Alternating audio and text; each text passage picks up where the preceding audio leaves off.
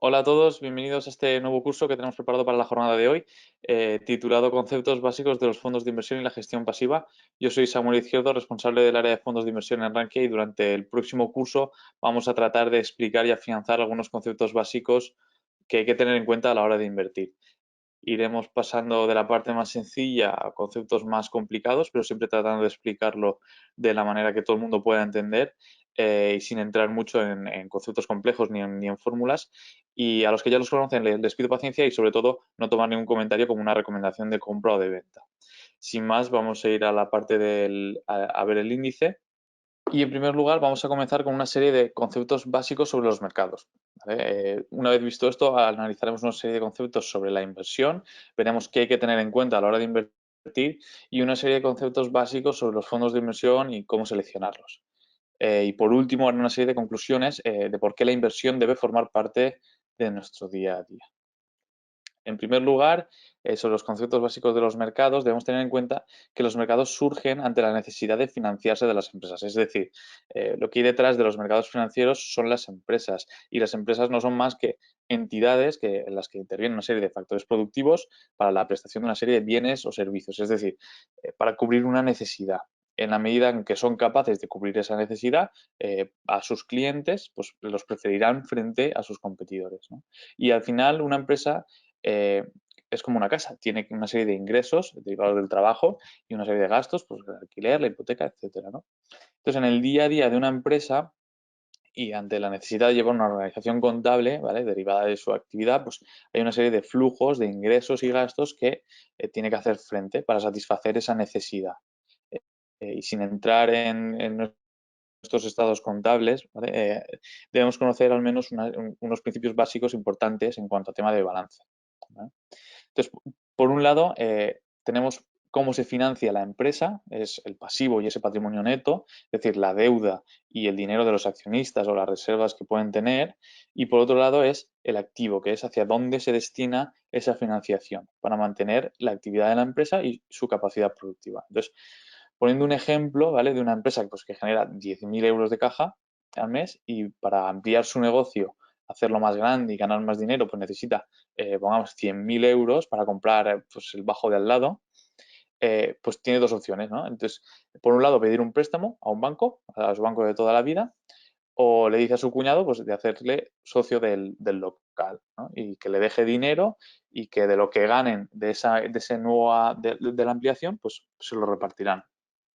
Entonces, esta es la misma forma que tienen de financiarse, o sea, es la forma que tienen de financiarse las empresas que cotizan en los mercados. Una es a través de la parte de la deuda, que se llamará renta fija, y la otra a través del patrimonio de los accionistas, que lo llamaremos renta variable. Entonces, un concepto importante que sale de este ejemplo es que los acreedores, o sea, nosotros, si fuéramos los acreedores de esa empresa, los que le diéramos el préstamo, le pediríamos un tipo de interés, ¿vale? Pongamos de un 5%. Pero los accionistas le van a pedir más. Quiero decir, porque al final corren un riesgo mayor. O sea, a nivel de la renta fija es más segura, o se dice que es más segura porque tiene una serie de condiciones distintas a nivel legal. Es decir, si una empresa se va a quiebra, primero cobran los acreedores que los accionistas. Por eso mismo, los accionistas le van a exigir pues, una mayor rentabilidad. ¿De acuerdo? Entonces, ¿cuál es el papel de los mercados financieros? Pues permitir de una manera regulada canalizar ese ahorro de los inversores en oportunidades de inversión, en empresas que cotizan. ¿De acuerdo? Entonces, cuando hablamos de mercado, lo que vemos es una serie de empresas que cotizan, que su precio sube, baja, pero ¿qué es lo que sube, baja? Pues es el precio de la acción. Lo que cotiza en el mercado es el precio. Y ahora nos vamos a centrar en la parte más de renta variable, ¿de acuerdo? Entonces, una acción al final es una parte de la propiedad de la empresa y que varía en función de la oferta y demanda que tienen los ahorradores a la hora de elegir esa compañía o no, ¿vale? Entonces, ¿qué empresas cotizan o qué conforma el mercado? ¿Qué conforma los índices que se conoce?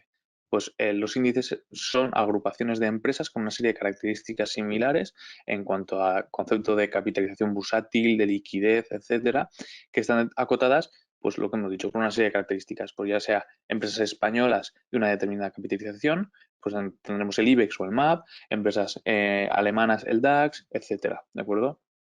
Entonces, Al final, un índice es algo que está reconocido por el mercado, pero que podemos encontrar tantos índices como agrupaciones que podamos hacer, con una serie de características, ¿de acuerdo? De empresas con características similares.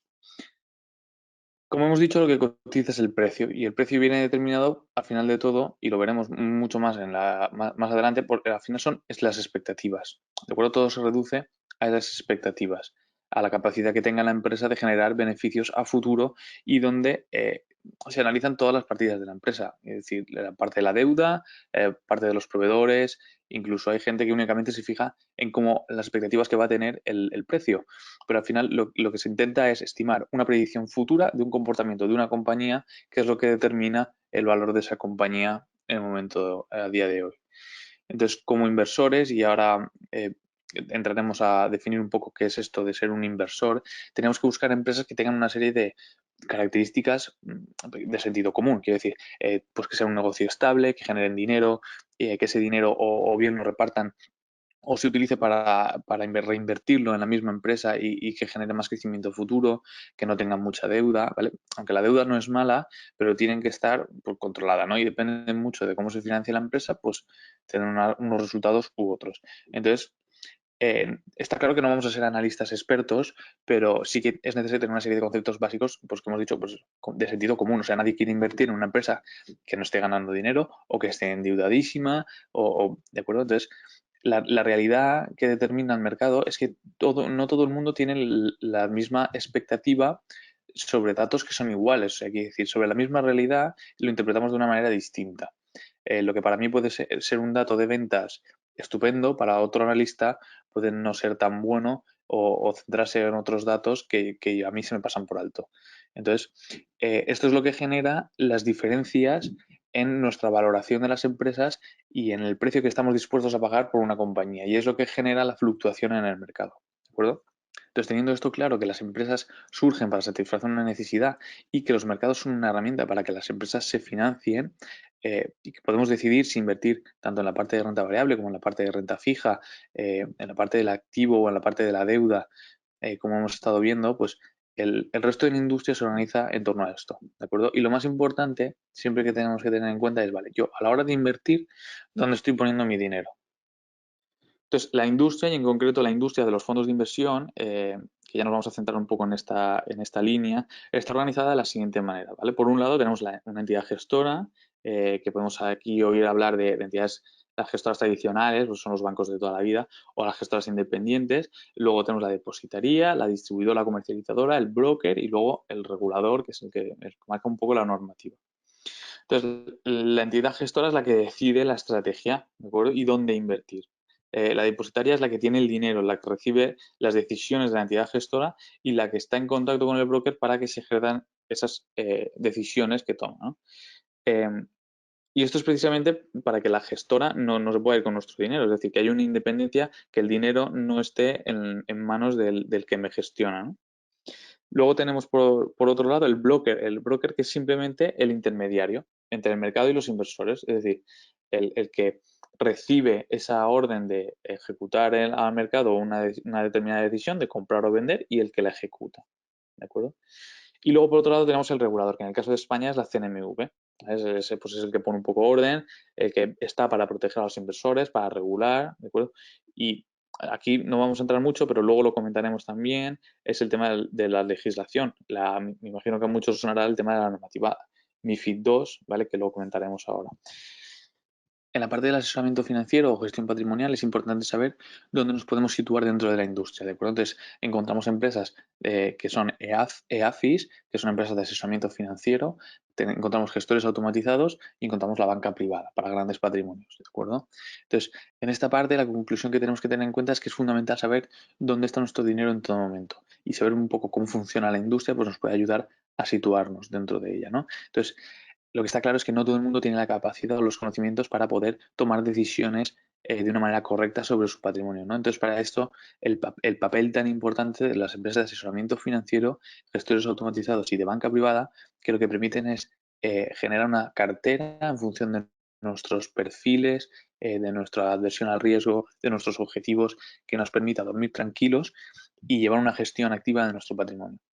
De hecho, en el siguiente punto vamos a empezar por aquí, ¿vale? Hay una diferencia y ahora sí, aquí sí que quiero bajar un poco el ritmo porque ya no son conceptos tan básicos de cómo funciona el mercado, de las empresas y tal, sino que son conceptos que ya tenemos que ir afianzando, entonces vamos a ir más despacito.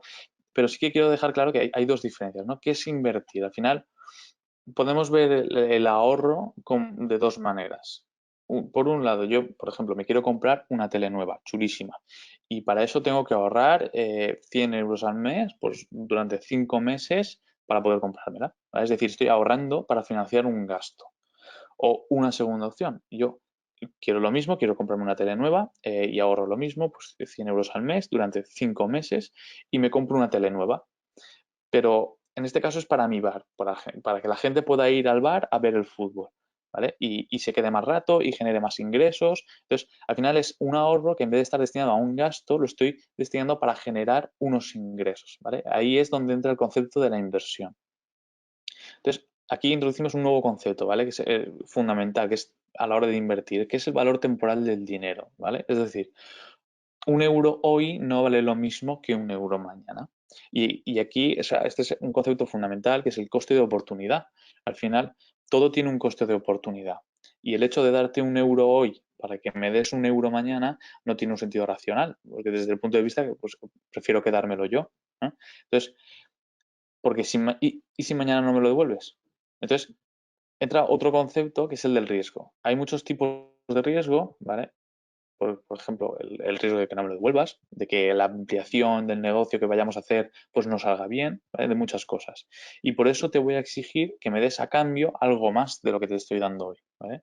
De aquí surge otro concepto importante, ¿vale? Que es el de la capitalización compuesta, ¿vale? Entonces, en la tabla que podéis ver en la presentación tenemos dos ejemplos, ¿vale? El del interés simple y el interés compuesto. Esto es un concepto muy básico, voy a pasarlo más rápido, pero que es fundamental. Al final, el año uno con un capital inicial genera unos intereses de un 10%, pues son 100. El capital final ese año, pues son 1.100, ¿de acuerdo? Si yo ese mismo ejercicio lo hago en distintos años, pues año 2 tengo lo mismo, genero los mismos intereses, al año capital final, ¿de acuerdo? Entonces, al final de 20 años, con un interés de un 10% y un capital inicial de 1.000, tendría 3.000 euros, ¿de acuerdo? ¿Por qué? Porque estoy generando un 10% de interés año, año, año, año, ¿de acuerdo? Sin reinvertirlos, pero que se acumulan. Entonces, eh, ahora viene el ejemplo de la capitalización compuesta, ¿vale? Tengo es el mismo capital inicial, el mismo interés del 10%, capital final del primer año son 1.100. Pero el año siguiente lo que estoy haciendo es coger esos intereses, esos 100 euros de intereses que me han generado el primer año y también los estoy capitalizando, es decir, estoy reinvirtiendo esos intereses. Al final, lo que estoy consiguiendo es aumentar mi capacidad de ahorro año a año al incrementar la inversión con los intereses que me están generando.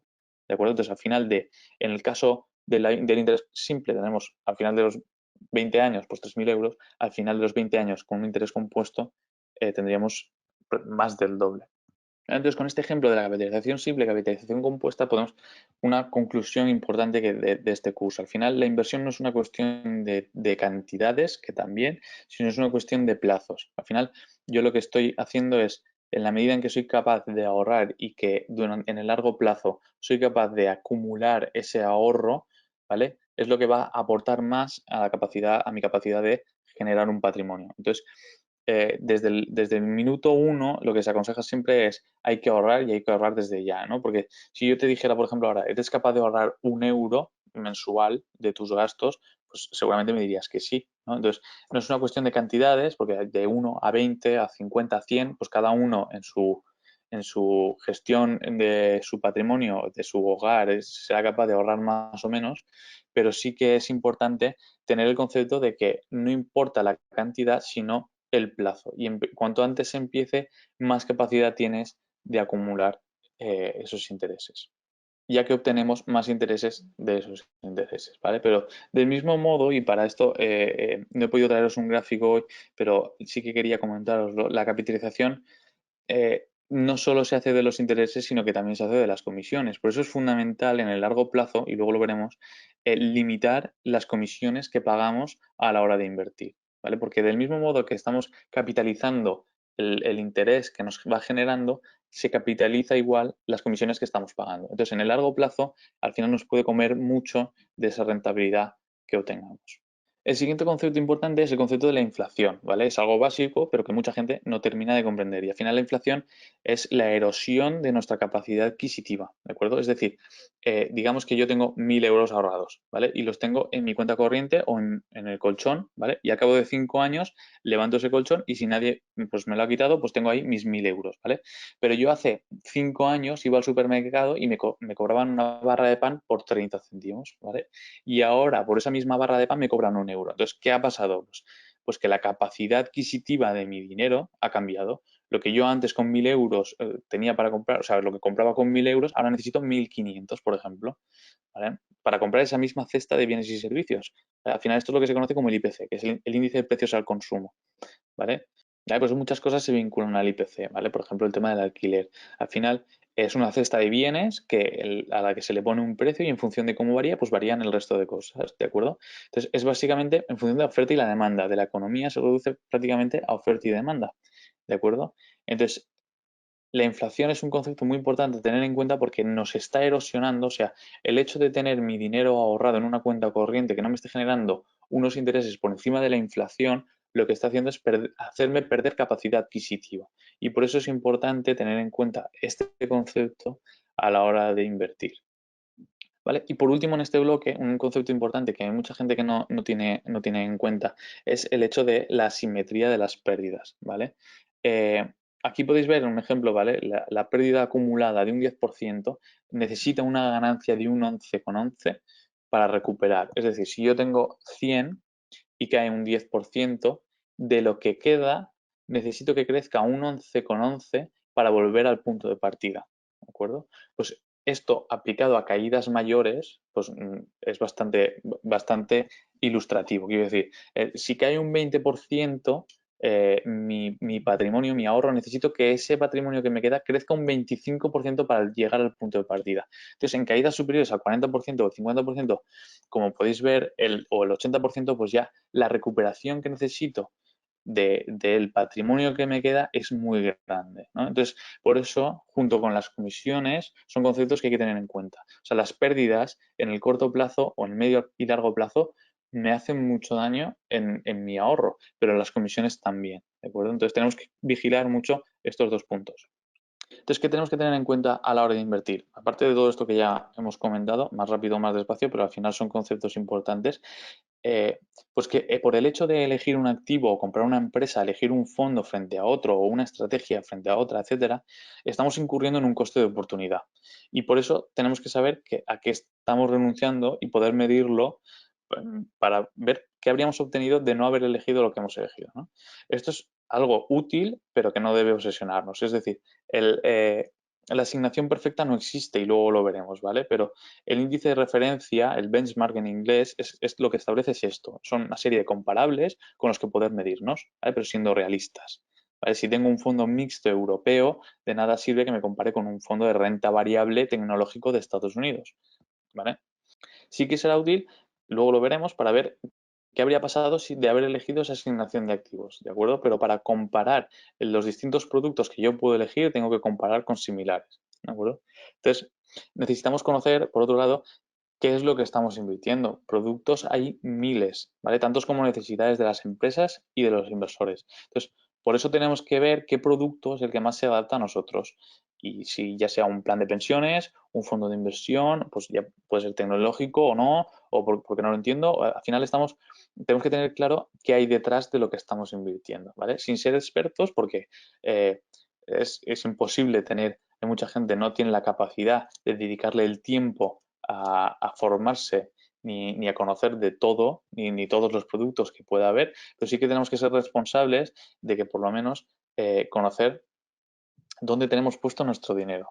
Porque al final la salud financiera, después de la salud personal y familiar, es una de las más importantes para la gente y siendo realistas de que la libertad financiera, pues completamente es muy difícil de conseguir, ¿vale? O sea, al final la libertad financiera es no tener que volver a trabajar nunca porque podemos vivir de lo que nuestras inversiones, de lo que hemos generado. Bueno, pues esto es muy complicado, ¿no? Pero vivir mejor y más tranquilo sabiendo que tenemos un colchón, pues no está nada mal. ¿de acuerdo? Y para eso necesitamos saber dónde tenemos puesto nuestro dinero para poder estar tranquilos. Por otro lado, tenemos que conocer los riesgos a los que estamos expuestos cuando invertimos, ¿vale? Y este punto me gustaría explicar, hacer una reflexión sobre lo que se entiende por riesgo, ¿de acuerdo?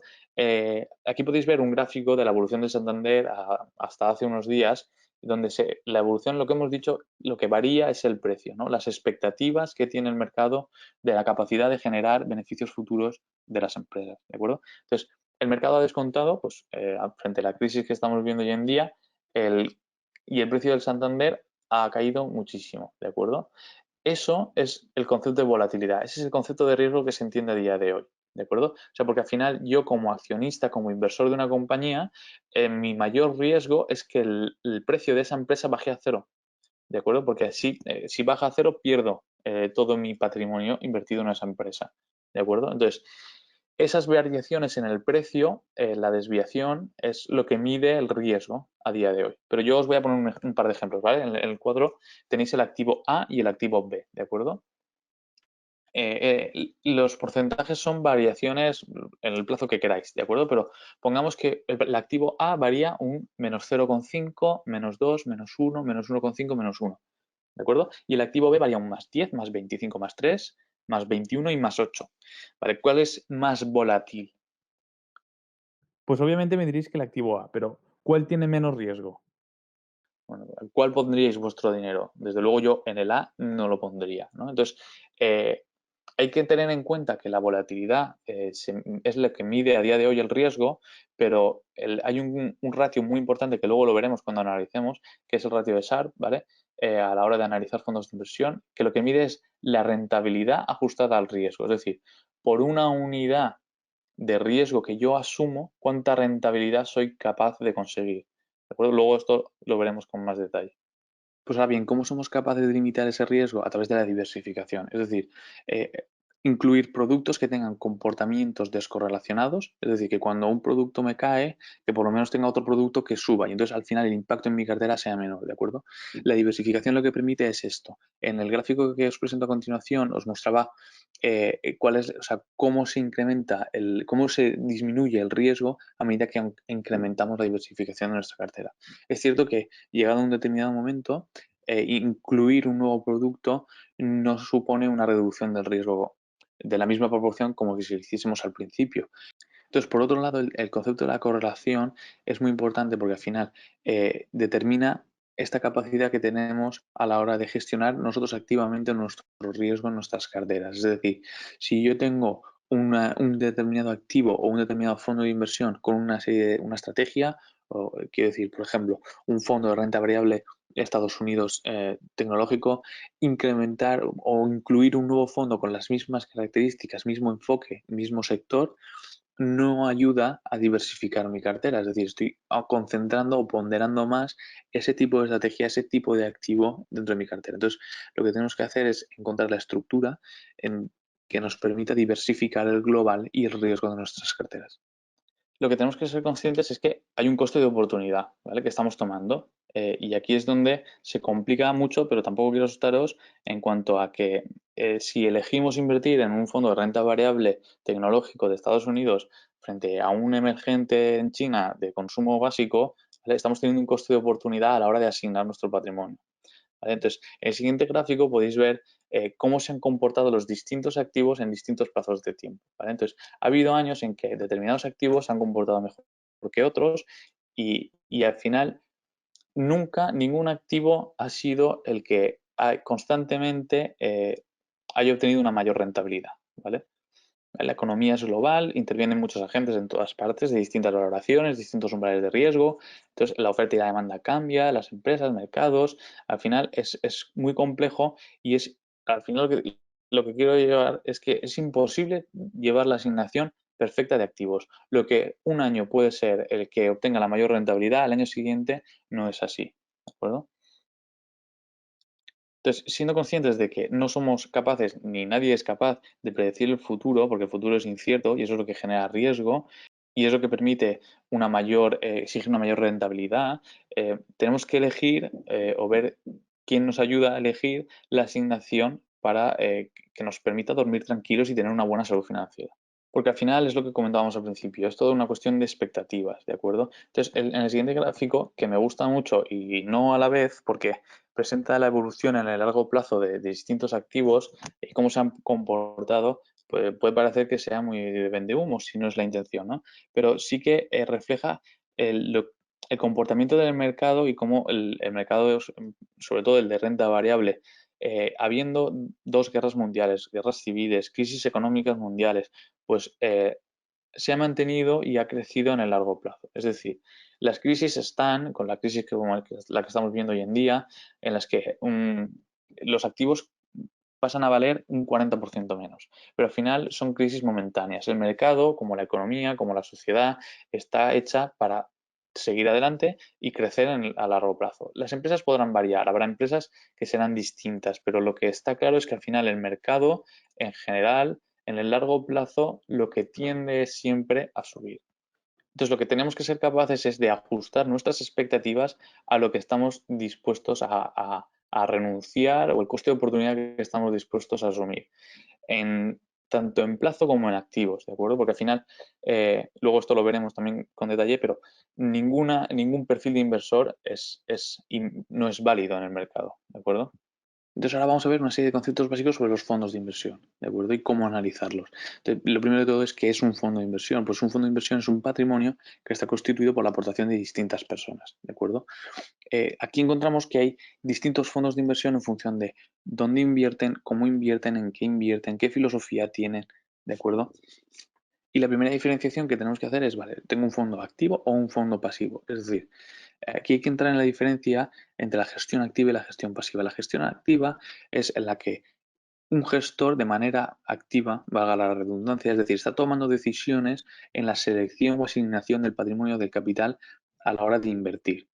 ¿De acuerdo? Mientras que en la gestión pasiva no. Invierte en el global de un índice. Esto no nos debe confundir porque parte de lo que se entiende por gestión automatizada, robo-advisor, hay muchos términos, pero dentro de la parte de la gestión pasiva o inversión indexada más bien, tiene una parte de asignación de capital que es activa. Es decir, yo en la medida en que estoy decidiendo cómo pondero, si en función de Estados Unidos un 30% de mi cartera y en Europa un 20%, ahí estoy tomando una decisión y esa parte de gestión activa en la indexada tenemos que tener en cuenta que también existe, ¿de acuerdo?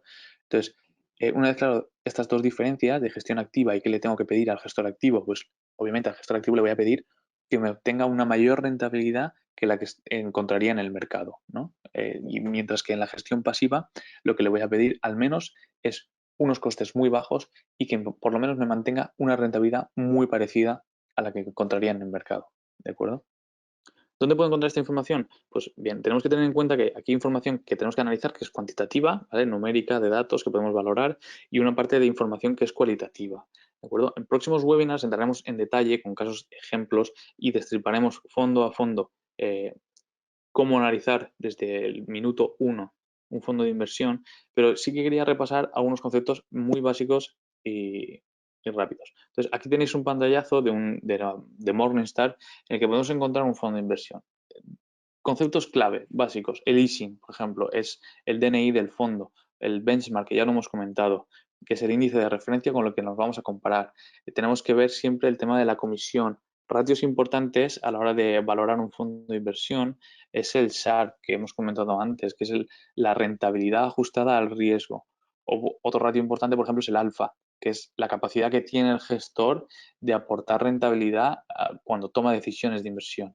Otro importante que analizaremos también será el máximo drawdown, que es la máxima caída, o sea, desde máximos, cuál ha sido la máxima caída y nos puede dar una idea de hasta dónde puede caer ese fondo y es importante tenerlo en cuenta. Otros conceptos importantes son la clase o si, porque en función de si el fondo está en euros, está en dólares, si cubre divisa o no, son conceptos importantes que tenemos que tener en cuenta.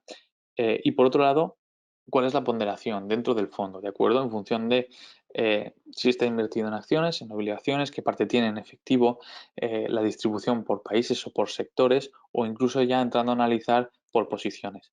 Ahora bien, una fuente de datos que hay mucha gente que conoce pero que no utiliza es la CNMV, que es el órgano regulador en España de de los fondos españoles, donde está publicada toda la información. Entonces, aquí podemos encontrar información muy valiosa de los fondos de inversión, la estructura que llevan, cuáles son los pesos en los distintos activos, comentarios de los gestores, etcétera.